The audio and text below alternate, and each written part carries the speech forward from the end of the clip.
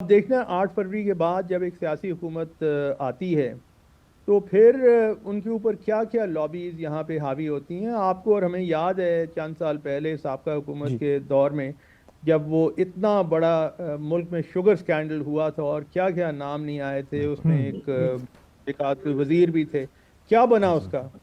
कुछ नहीं बना। उसमें से नशिस्तन गुफ्तन बर्खास्तन वाली बात है। 4 दिन शोर मचा, उसके बाद खामोशी। तो अब हम उस दौर में बदकिस्मती से फिर जा रहे हैं, और अगर आगे जाके ये सिलसिला शुरू हो गया तो फिर इसका क्या फ़ायदा है? फिर तो ये बातें ही हैं। असल पाकिस्तानी मईशत का मामला, ये देखिए, बुनियादी एक नुक्ता याद हम्म। रखने की ज़रूरत है कि मामला माशी नहीं है।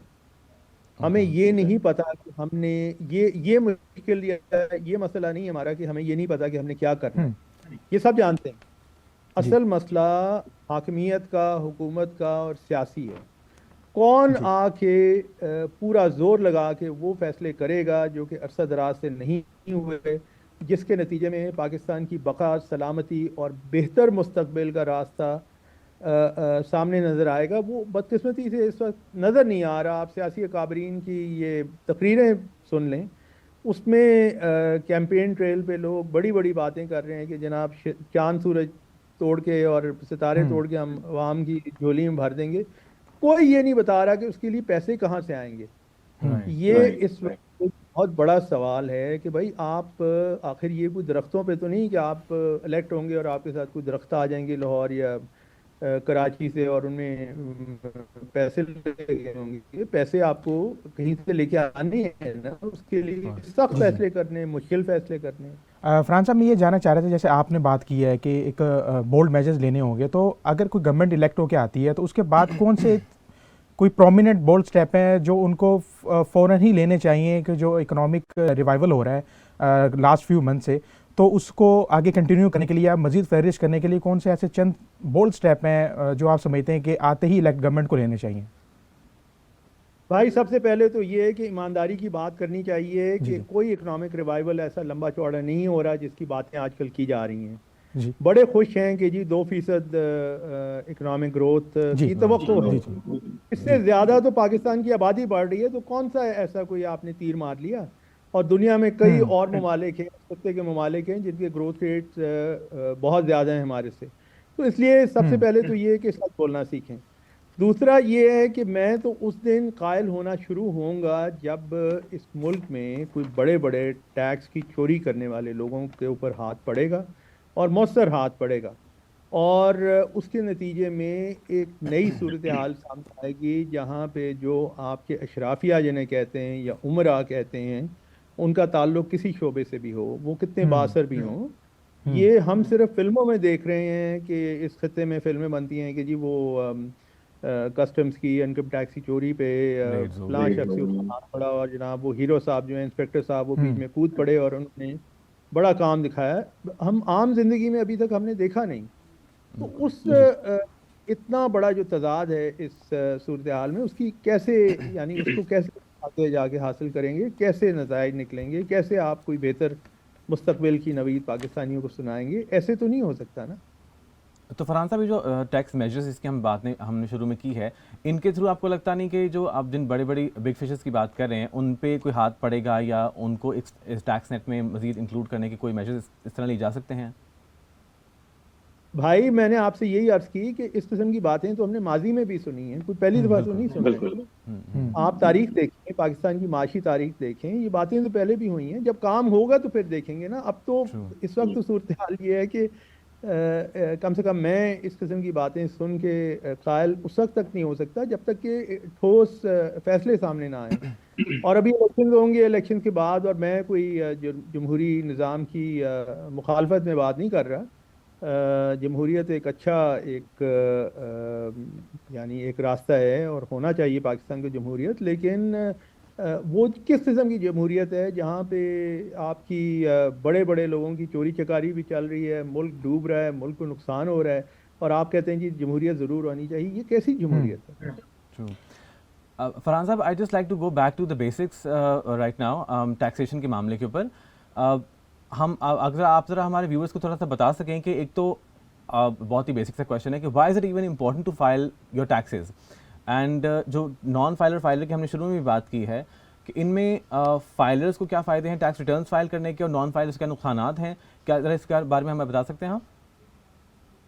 भाई देखिए ना, सबसे पहले तो ये कि किसी भी महज़ब माशरे में टैक्स के निज़ाम में हर उस शख्स को आना चाहिए जो कि एक सतह आमदन से बुलंद है। अगर आप हुकूमत ने आपकी छूट की मसलन महीने की तनख्वाह अगर रखती है 50,000 या 1 लाख या जितना भी, अगर उससे ज़्यादा आप कमाते हैं तो आपको कानूनन टैक्स देना चाहिए।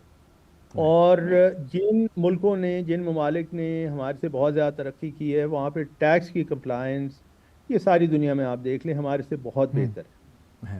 तो टैक्स कलेक्शन के बगैर अगर आप समझें कि जी ममलिकत कोई कामयाबी से चल जाती है, वो हमने कहीं ऐसी मिसाल यहाँ तक कि आज नहीं देखी बल्कि माजी में भी नहीं देखी। तो एक तो ये है। फाइलर और नॉन फाइलर का मामला ये है कि नॉन फाइलर को दुगनी लेवल पे गाड़ियों की खरीद फरोख्त, जायदाद की खरीद फरोख्त, डबल उन्हें टैक्स देना पड़ता है।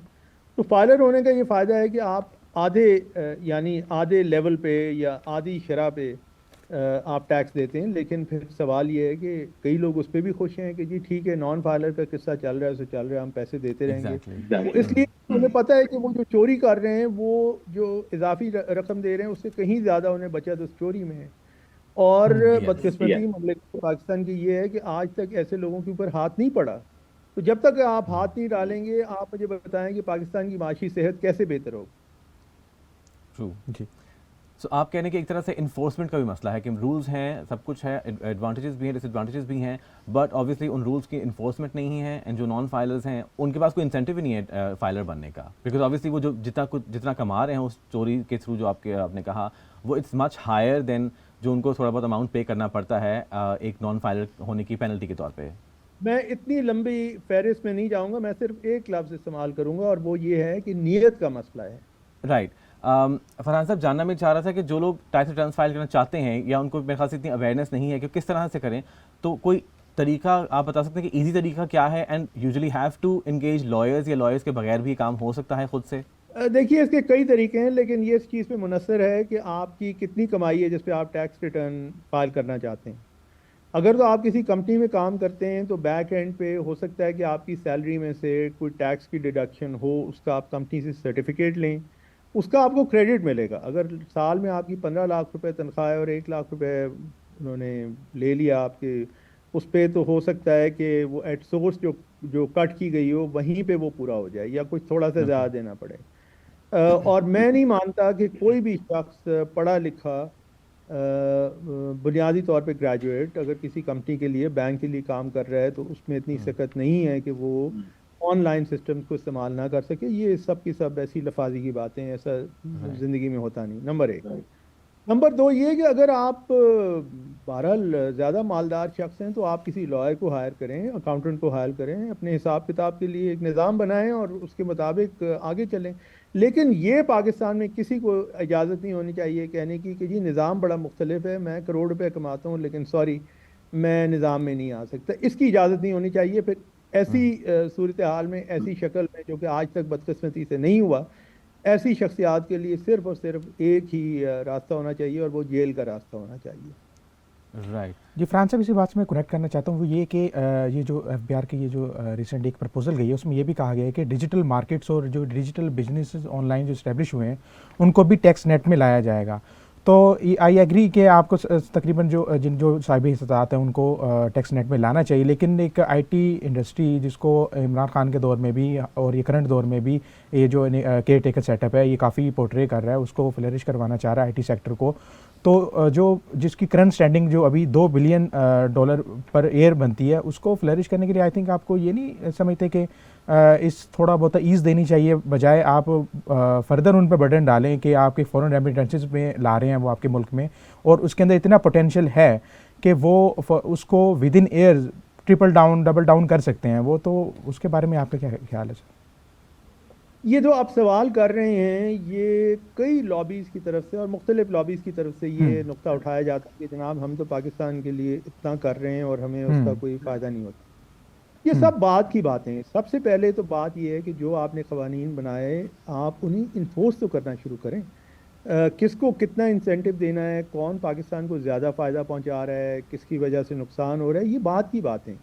पहले आप अपनी नीयत को सीधी करें, क्योंकि अगर आप ये बहस में पड़ गए कि जी आपने इंसेंटिव देने हैं क्योंकि फ़लाँ शख्स जो है फ़लाँ लॉबी जो है वो ज़्यादा नुकसान है उसका या ज़्यादा फ़ायदा है, तो फिर आप गए, फिर ये गुफ्तगू जो है ये आपको एक चक्कर में घुमाती रहेगी। और जो असल नतीजा आपने निकालना है, जो निकालने की ज़रूरत है, यानी टैक्सी निज़ाम की एक बहुत ही बड़े पैमाने पे इस्लाह, वो आपसे हासिल नहीं हो सकेगा। माजी की बदकिस्मती से आज तक कहानी यही हमें नज़र आ रही है। फरहान साहब, बिजनेस आवर में हमारे साथ शिरकत करने के लिए बहुत बहुत शुक्रिया। आपने हमें बहुत सारी इंसाइटफुल इन्फॉर्मेशन दी regarding taxation, filers, non filers, किसको क्या फ़ायदा है, किसको क्या नुकसान है, और ये जो गवर्नमेंट ने प्रपोजल दिया है IMF को टैक्सेस जनरेट करने के लिए, इसके हवाले से भी हमें बहुत सारी इन्फॉर्मेशन आपने प्रोवाइड की। इसका बहुत बहुत शुक्रिया। व्यूअर्स, इसके साथ ही आज के लिए इतना ही काफ़ी है। नेक्स्ट एपिसोड के साथ दोबारा से कल हाजिर होंगे। बहुत बहुत शुक्रिया। खुदा हाफिज़।